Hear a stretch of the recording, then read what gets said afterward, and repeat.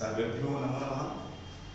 मैं Nitish Kumar Mishra Sarvodaya plus two विद्यालय पिरौटा का संस्कृत विषय का शिक्षक हूँ और आपके समक्ष आपके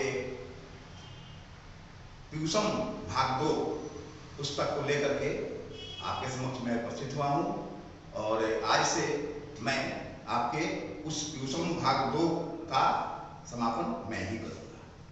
आपको जानकारी होगी कि उसमें से वस्तुनिष्ठ प्रश्न और लघु उत्तरीय दोनों तरह के प्रश्न आपके परीक्षा में पूछे जाएंगे और उसको ही लेकर के मैंने आपके लिए आपको सुलभ उस बनाने के लिए आपके सामने लेकर के आया हूँ। और उस में आपको सबसे पहला मंगलम है। उस पाठ 1 का नाम मंगलम है, पाठ 1 मंगलम।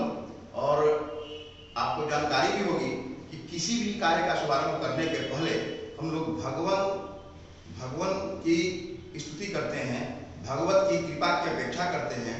तो आज हम लोग आशीर्वाद के रूप में उस ट्यूशन भाग 2 को पढ़ने के लिए उस भगवान से, ईश्वर से प्रार्थना करते हैं और उसी के आधार पर आपका पाठ 1 शुरू हो रहा है। तो उसमें मंगलम चैप्टर में जितने भी सारे श्लोक हैं वे उपनिषद से हैं और आपको मालूम होगा कि उपनिषदों की संख्या 108 है, जैसा कि हम सब लोग जानते हैं, ऐसा प्रश्न भी आता है परीक्षा में। तो उसमें जितने भी 5 श्लोक हैं वे 5 उपनिषद से हैं, ये आपको मालूम चल गया। और आगे अब हम लोग लेकर उसको चले। श्लोक नंबर 1 क्या है? हिरण्यमयेन पात्रेण सत्यस्य अपीहितं मुखं तत्त्वम् अपावृणु पुषन् अपावृणु सत्य धर्माय दृष्टये। ठीक है, तो अब उसका क्या अर्थ है कि हे भगवान, सत्य का मुख, किसका मुख? सत्य का मुख किससे ढका हुआ है? सुवर्णमय पात्र से ढका हुआ है। ठीक है, सत्य का मुख सुवर्णमय पात्र से ढका हुआ है और उस तत्व को, उस ढक्कन को सत्य धर्म की प्राप्ति के लिए खोल दे और हटा दे ताकि सब जगह सत्य का प्रसार हो जाए।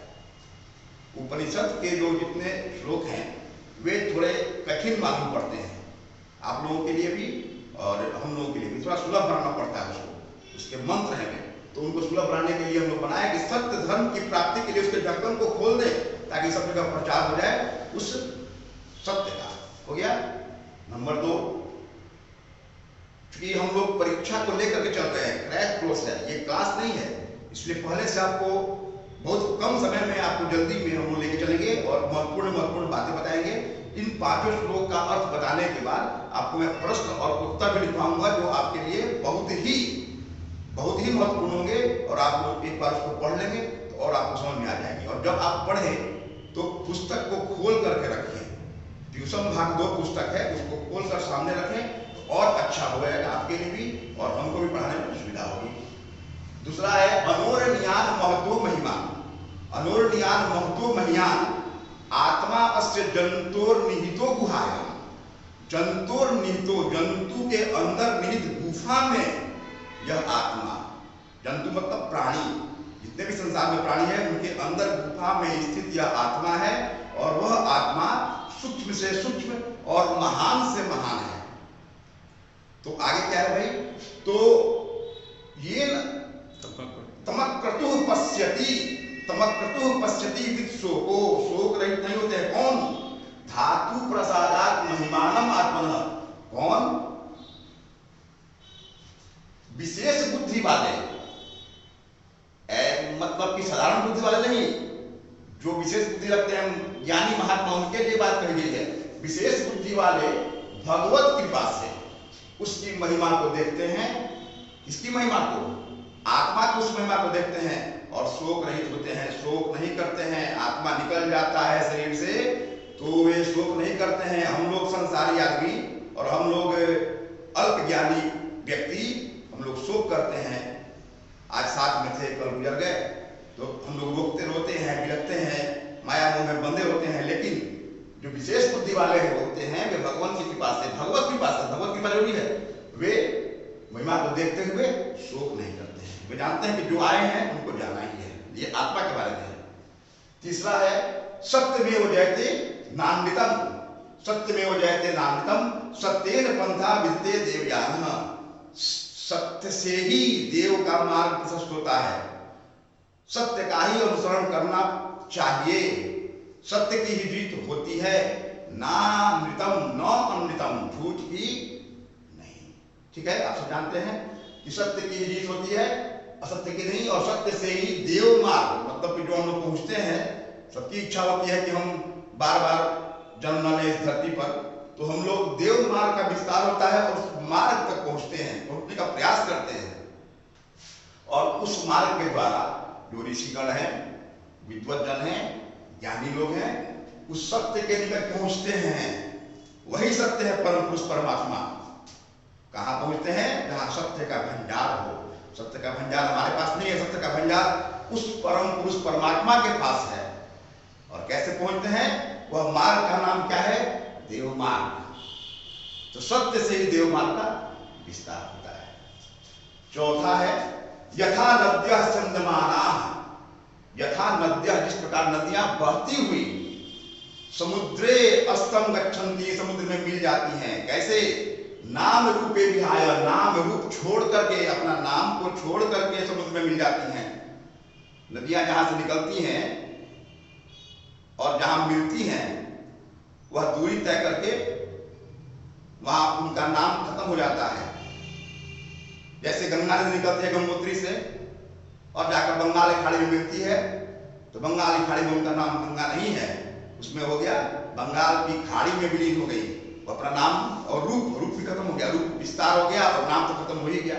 तो जिस प्रकार नदियां बहती हुई अपने नाम को छोड़कर समुद्र में मिल जाती हैं, उसी प्रकार विद्वान लोग तथा विद्वान नाम रूपात विमुक्तः, नाम रूपात विमुक्तः, नाम रूप को त्याग करके उस दिव्य पुरुष के स्वरूप को प्राप्त कर लेते हैं, मतलब परम पुरुष परमात्मा को प्राप्त कर लेते हैं। ज्ञानी व्यक्ति, उनका जीवन सार्थक तभी होता है। अपने नाम का प्रवाह करेंगे, अपने नाम की ख्याति बनाने का प्रयास करेंगे, वे वहां तक नहीं पहुंच पाते हैं, अपना नाम को छिपा लेते हैं, नहीं मालूम चलता है कि वे कितने ज्ञानी है, कितने महात्मा हैं, और सारे काम वो अपना कर जाते हैं।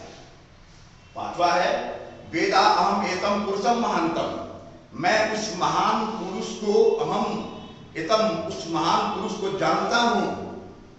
कौन महान पुरुष? वही महान पुरुष कहते हैं उस महान आत्मा को, चाहे ईश्वर को, या कई नामों से, कई विभिन्न प्रकार के नामों से हम लोग पुकारते हैं। उनके स्वरूप को हम लोग क्या जानते हैं? जानते हैं क्या भाई? और कैसे हैं वे? आदित्य वर्णम तमसः परस्तात्, आदित्य वर्ण के हैं, सुनहरे रंग के हैं, और क्या है? तमसः, अंधकार से परे हैं। जहां वे आ जाएंगे अंधकार अपने आप समाप्त हो जाती है और प्रकाश ही प्रकाश हो जाता है। तो अंधकार से परे स्वर्ण, हिरण्य वर्ण वाले या स्वर्णमय रंग वाले या सुनहरे रंग वाले, जो कहें उनको, उनके आते ही, उनको मैं जानता हूं, उनके आते ही अंधकार नष्ट हो जाती है। तो उस अंधकार से परे आदित्य वर्ण वाले महान पुरुष को जानता हूं। अब व्यक्ति, हम जो व्यक्ति हैं अल्पज्ञानी, उनको ही जानकर मृत्यु को पार कर जाते हैं। मृत्यु को पार करना है तो उनको जानना है, ऐसे नहीं। मृत्यु सबकी होती है, लेकिन मृत्यु के पार चले जाना, मतलब कि बार बार मृत्यु हमको न मिले, हमको बार बार जन्म यहाँ लेना न पड़े, हम आवागमन से मुक्त हो जाए, यह मेरा लक्ष्य होना चाहिए। और ज्ञानी ऋषि महर्षियों का यही लक्ष्य है, वे आवागमन से मुक्त हो जाएं, उनके स्वरूप को पा लेंगे, तो अब हमको बार बार यहाँ जन्म नहीं लेना पड़ेगा। किसी प्राणी में, मनुष्य में हो या किसी जीव जंतु में, हमको जन्म लेना नहीं पड़ेगा। तो कहने का मतलब है कि मैं उस अंधकार से परे आदित्य वर्ण वाले महान पुरुष को जानता हूँ। व्यक्ति उसको ही जानकर मृत्यु को पार कर जाता है। इसके अलावा उनके घर तक जाने का कोई मार्ग न है, उनके घर तक जाने का कोई रास्ता ही नहीं है। बस एक ही है, हम लोग आवागमन से मुक्त हो जाएं और हमारा यह आने जाने का सिलसिला खत्म हो जाए। अब इसके बाद आप लोगों को प्रश्न और उत्तर भी जो महत्वपूर्ण होंगे उसको मैं लिखवा देता हूं। ठीक, स्टार्ट। अब हम लोग कुछ महत्वपूर्ण प्रश्न है उस पर आते हैं। उपनिषदों की संख्या कितनी है? 108। याद रखिएगा। मंगलम में किसकी महिमा का गुणगान किया गया है? किसकी महिमा का भाई? उस परम पुरुष परमात्मा का। ठीक है। किसके द्वारा संसार व्याप्त है? किसके द्वारा संसार व्याप्त है? उसी परमात्मा के द्वारा।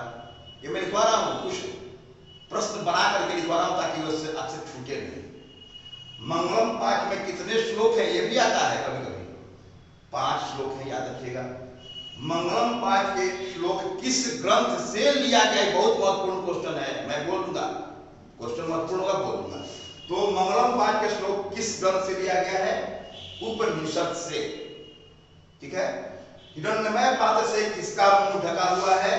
सत्य का मुंह, उसमें सत्य भरा हुआ है, सत्य का मुंह ढका हुआ है। सत्य धर्म की प्राप्ति के लिए किसको हटा दे? उस तत्व को। तत्वम अपावृणु, उस तत्व को हटा दे। उस ब्रह्म का मुख किससे ढका हुआ है? उस ब्रह्म का, वही तो सत्य के पात्र से ढका हुआ है।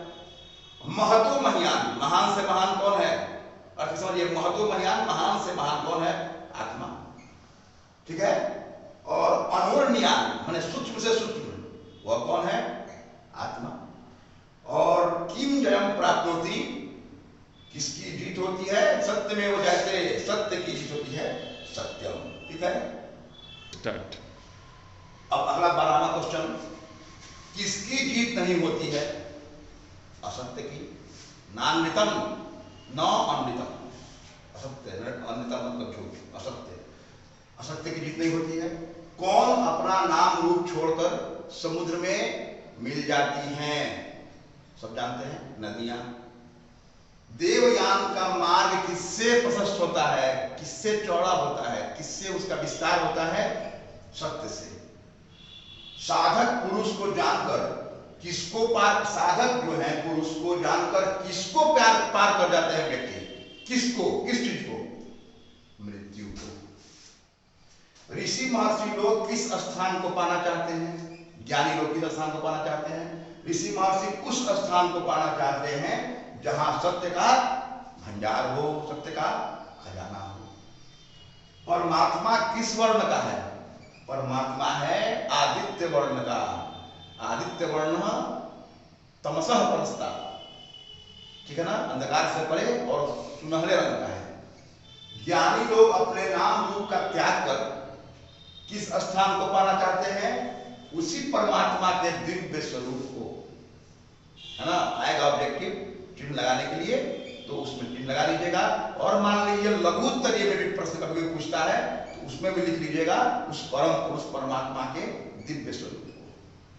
उपनिषद किस शास्त्र के सिद्धांत को प्रकट करता है? यह आया हुआ है, मतलब कि बोर्ड के एग्जाम में भी नया सेट हुआ है क्वेश्चन, उसमें यह प्रश्न आया हुआ हमने देखा है। उपनिषद किस शास्त्र के सिद्धांत को प्रकट करता है? और यह आपके ऊपर में मंगलम में जब स्टार्ट करके पढ़ना, उसके ऊपर में लिखा हुआ है दर्शन शास्त्र के सिद्धांत को, ठीक है ना। दर्शन शास्त्र के सिद्धांत को, उसका सिद्धांत है कौन? दर्शन शास्त्र। सत्यमेव जयते किस उपनिषद से है? यह भी क्वेश्चन आया हुआ है। मुंडकोपनिषद, है ना। अब किसकी गुफा में आत्मा निहित है? तो प्राणियों के शरीर रूपी गुफा में। कोई प्राणी है, उसके अंदर में आत्मा है, वही शरीर रूपी गुफा है। और मृत्यु पर विजय कैसे प्राप्त किया जा सकता है? ये क्वेश्चन लघुत्तरीय में क्वेश्चन आया है और आता भी है, आ भी सकता है। तो मृत्यु पर विजय कैसे प्राप्त किया जाता है? मृत्यु पर भाई, मृत्यु को जीत कर कैसे? उस अंधकार से परे आदित्य वर्ण वाले परम पुरुष परमात्मा को जानकर ही। श्लोक नंबर 5, श्लोक नंबर 5 का जो अर्थ है हूबहू, उसको आप दिमाग में बैठा लेंगे, ठीक है ना। अंधकार से परे और आदित्य वर्ण वाले उस परम पुरुष परमात्मा को जानकर ही व्यक्ति मृत्यु को पार जा सकता है। इसके अलावा और कोई दूसरा रास्ता नहीं है। समझ गए? अब इसके बाद अब मैं आपको अगला चैप्टर 2 पढ़ाऊंगा, पाटलिपुत्र वैभव। तो जैसा कि हमने कहा था, आज हम लोग पाटलिपुत्र वैभव के विषय में थोड़ा जानकारी प्राप्त कर लें। क्रैक कोर्स है, इसमें हम लोगों को क्लास नहीं है कि बैठकर पुस्तक निकाल करके हर शब्द की विवेचना की जाए और समझाया जाए, ऐसा भी समय का अभाव है। इसीलिए हम लोग अधिक से अधिक अंक कैसे लाएं, अधिक से अधिक प्रश्न उत्तर तैयार करके इसका प्रयास करना है। इसीलिए हम लोग महत्वपूर्ण चीजों को टच करते हुए निकल रहे हैं, ठीक है। तो पाटलिपुत्र वैभव थोड़ा समझ लें इसके बारे में, अपना पुस्तक में आप लोग पढ़े ही होंगे। पाटलिपुत्र की वैभव, इसकी वैभव गाथा, आज पाटलिपुत्र का नाम पटना हम लोग जानते हैं, वह आज का पटना 2500 वर्ष पुराना इतिहास रखता है अपना। आज से 2500 वर्ष पहले, मतलब ईस्वी सन से भी 500 वर्ष पहले की बात है, गौतम बुद्ध के समय की भी बात है। गौतम बुद्ध भी यहाँ पर आए हुए थे, ऐसी जानकारी हमको इस पाटलिपुत्र वैभव चैप्टर को पढ़ने से मालूम चलता है। और उसके अंदर में लिखा हुआ है कि दामोदर गुप्त लिखे हैं कुटिनिमत काव्य में भी पाटलिपुत्र के वैभव का वर्णन किए हैं। सरस्वती कुल गृहम, सरस्वती के कुल के घर के समान है ये, और इंद्र के महल के समान है इसका महत्व। इतनी सुंदरता ये रखता था पाटलिपुत्र, कभी अपने टाइम में, कभी अपने जमाने में, है ना। तो हम लोग कैसे पढ़ते हैं, हम लोग पढ़ते हैं, जानकारी करते हैं इस इतिहास से, जो इतिहास हम लोग को बताता है कि 2500 वर्ष पहले भी पाटलिपुत्र था, एक पाटली ग्राम के रूप में था, और उस पाटली ग्राम का ही बाद में नाम परिवर्तित हो गया, पाटलिपुत्र बन गया। पाटली ग्राम था, फिर पाटलिपुत्र बाद में हुआ, कुसुमपुरम हुआ, पुष्पपुर हुआ, फिर पाटलिपुत्र हुआ, फिर आज पटना हुआ। 4-5 नाम इसके रहे हैं, ठीक है। तो हमने क्या कहा, गौतम बुद्ध के समय में भी उस समय से इसका इतिहास हम लोग पढ़ते हैं, और उसके इतिहास को लिखने में बहुत से हमारे विदेशी यात्री मेगास्थनीज, हायान, वेनसांग, इत्सिंग इत्यादि लोग अपने अपने व्याख्यान में लिख करके पाटलिपुत्र के बारे में चले गए, ठीक है ना। इसके अलावे भी बहुत सारे विद्वान, पतंजलि भी, परीक्षित भी, इस तरह बहुत नामी विद्वान यहाँ पर, एक कहे कि तपोभूमि रही है उनकी यह पाटलिपुत्र उस समय। और आज अंग्रेजों के आने के बाद इसका विस्तार थोड़ा अधिक हो गया, खूबसूरती बढ़ गई, ठीक है। और मध्यकाल में इसकी अवस्था जीर्ण शीर्ण अवस्था में थी, इसका विकास उतना नहीं हुआ था। अब हम लोग अभी जो वर्तमान में देख रहे हैं पाटलिपुत्र को, पटना के नाम से गोलघर है, सचिवालय, जैविक उद्यान, उच्च न्यायालय, गांधी सेतु पुल, एशिया का सबसे बड़ा पुल गांधी सेतु पुल बना, समझ गए। और एक तरफ इसका हम लोग मैप देखेंगे तो इसके सटे हुए गंगा नदी, क्योंकि उधर गंगा नदी के बाद डेवलपमेंट विकास नहीं हुआ, इस साइड इसका विकास हुआ। तो हम देखते ही हैं, अभी आज के युग में हम जाते हैं, ट्रेन से यात्रा करते हैं, पहुंचते हैं, ठीक है ना। तो यही संक्षेप में इसका हम इतिहास पढ़े, और आगे इसको क्वेश्चन आंसर हम लोग अब आपको बताते हैं, ठीक है ना। हम लिख कर बताते हैं, स्टार्ट। देखिए पहला प्रश्न है, पाटलिपुत्र का इतिहास कितना वर्ष पुराना है? लगभग 2500 वर्ष पुराना। पाटलिपुत्र के इतिहास की जानकारी किन किन विदेशी यात्रियों के द्वारा मालूम पड़ता है? हमने बताया था मेगास्थनीज, हायान, वेनसांग, इत्सिंग आदि के द्वारा। दामोदर गुप्त ने कौन सा काव्य लिखा? दामोदर गुप्त कौन सा काव्य लिखा? दामोदर गुप्त ने कौन सा काव्य लिखा? कुटिनिमत काव्य। बहुत महत्वपूर्ण क्वेश्चन है, आता है क्या? दामोदर गुप्त ने अपने काव्य में पाटलिपुत्र का वर्णन किस रूप में किया है? लघु उत्तरीय में। 2 नंबर का क्वेश्चन अधिकतर रहता है। किस रूप में किया है पाटलिपुत्र का वर्णन? अपने पुस्तक में दामोदर गुप्त ने पाटलिपुत्र के बारे में कहा कि यह धरती पर तिलक के समान, सरस्वती के कुल के घर के समान, और इंद्र के महल अर्थात स्वर्ग के समान है। इसकी खूबसूरती इतनी बेहतरीन है। उन्होंने अपने समय में लिखा था। बुद्ध के समय पाटलिपुत्र का नाम क्या था? एक गांव के रूप में था, पाटली ग्राम। पाटली मतलब होता है गेंदा का फूल, पाटल पुष्प, तो उसी के नाम पर ये पाटली ग्राम हुआ। पाटलिपुत्र के बारे में गौतम बुद्ध ने क्या भविष्यवाणी की थी? उन्होंने भविष्यवाणी कर दी थी उस टाइम में। उन्होंने भविष्यवाणी की थी, यह गांव महानगर होगा, किंतु कलह, अगलगी और बाढ़ के भय से हमेशा भयभीत रहेगा। ठीक है। यूनानी राजदूत मेगास्थनी किसके समय में पाटलिपुत्र आए थे? किसके समय में पाटलिपुत्र आए थे? चंद्रगुप्त मौर्य के समय में। ठीक है। राजशेखर ने कौन सी काव्य लिखी? काव्य मीमांसा। और राजशेखर ने पाटलिपुत्र के बारे में क्या व्याख्या की? एक क्वेश्चन था कि दामोदर गुप्त ने पाटलिपुत्र के बारे में क्या व्याख्या की, और दूसरा क्वेश्चन ये भी आता है 2 नंबर क्वेश्चन में कि राजशेखर ने पाटलिपुत्र के बारे में क्या व्याख्या की, उन्होंने अपने अनुसार क्या देखा। तो राजशेखर ने कहा कि पाटलिपुत्र में वर्षों वर्षों तक पाणिनि, नाम सुना होगा, व्याकरण रचयिता, पाणिनि, पिंगल, व्याजी, वररुचि, पतंजलि महाभाष्य लिखे हैं, परीक्षित जैसे ख्याति प्राप्त विद्वान यही पैदा हुए और यही उन्होंने तपस्या की। ठीक है।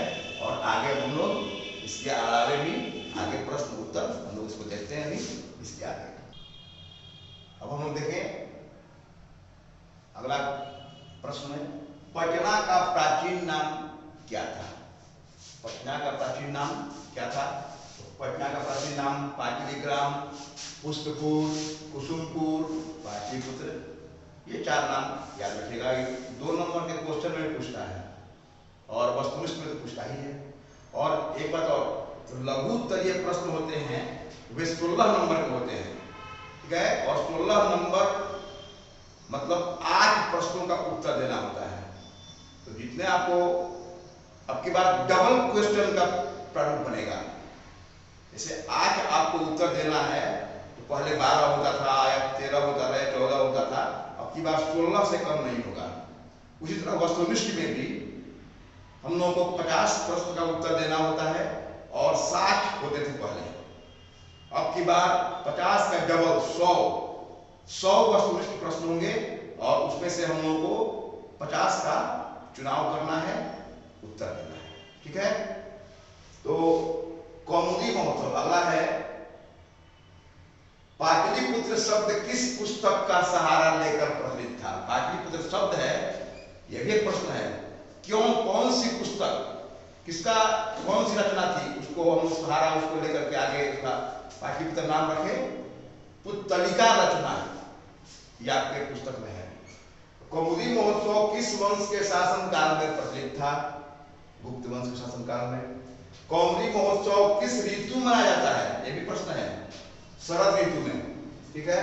कौमुदी महोत्सव की तुलना आजकल के किस पर्व से की गई है? आजकल का कौन सा त्योहार बनता है जो उस समय कौमुदी महोत्सव के जैसा होता था? यह है दुर्गा पूजा। जैसे दुर्गा पूजा हम धूमधाम से मनाते हैं, उसका ये करते हैं, उसी तरह से कौमुदी महोत्सव बनता था।